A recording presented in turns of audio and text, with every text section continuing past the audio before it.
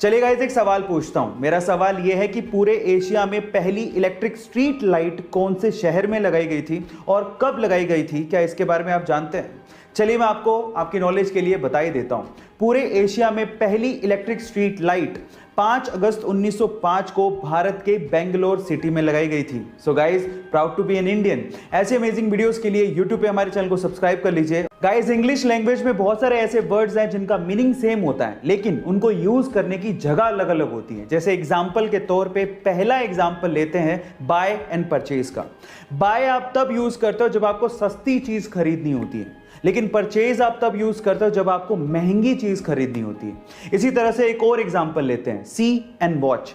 सी आप तब यूज करते हो जब आपको स्टैटिक यानी कि स्थिर चीज को देखना होता है, और वॉच आप तब यूज करते हो जब आपको डायनामिक यानी कि गतिशील चीज को देखना होता है ना? ये अमेजिंग फैक्ट। गाइस, ऐसे अमेजिंग फैक्ट्स के लिए यूट्यूब पे हमारे चैनल को सब्सक्राइब कर लीजिए। और गाइस, आज तक हमने जासूस और जासूसी की कहानियां तो बहुत सुनी है। देखिए, फिल्मों की बात अलग है, लेकिन अगर मैं आपसे सवाल पूछूं कि क्या आपने रियल लाइफ में कोई फीमेल डिटेक्टिव का नाम सुना है या फिर उसे देखा है?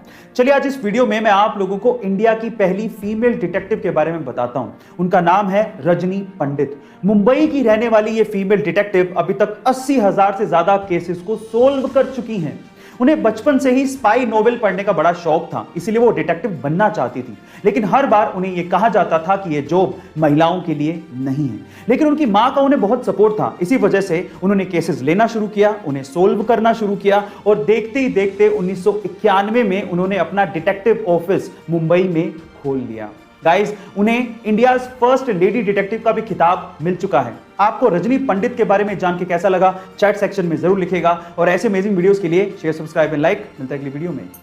गाइस, आप लोग रेड सिग्नल पे रुकते हो कि नहीं? रुकते हो ना, और ग्रीन सिग्नल पे आगे जाते हो। अब आप ऐसा क्यों करते हो? आप ऐसा इसीलिए करते हो क्योंकि आप इंसान हो, और इंसानों के लिए ही ट्रैफिक सिग्नल बनाए जाते हैं, ऐसा आपने सुना होगा। लेकिन क्या आपने कभी ऐसा सुना है कि ट्रैफिक सिग्नल स्पेशली कैमल्स यानी कि ऊंटों के लिए बनाया गया हो? शायद नहीं सुना होगा। लेकिन जो कहीं नहीं होता वो चाइना में होता है। जी हाँ गाइस, चाइना के डूनहोंग सिटी के सैनिक मिंगशा माउंटेन पर स्पेशली ऊंटों के लिए एक ट्रैफिक सिग्नल बनाया गया है।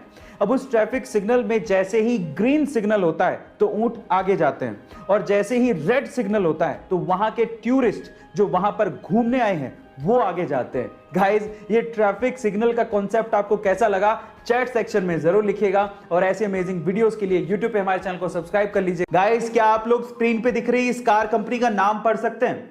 आप में से अधिकतर लोग इसे BMW ही पढ़ेंगे। इनफैक्ट एक सर्वे के अनुसार 95% तक लोग इसे BMW ही पढ़ते हैं, लेकिन एक्चुअली इसे BMW नहीं पढ़ा जाता। इसका सही उच्चारण है BMW।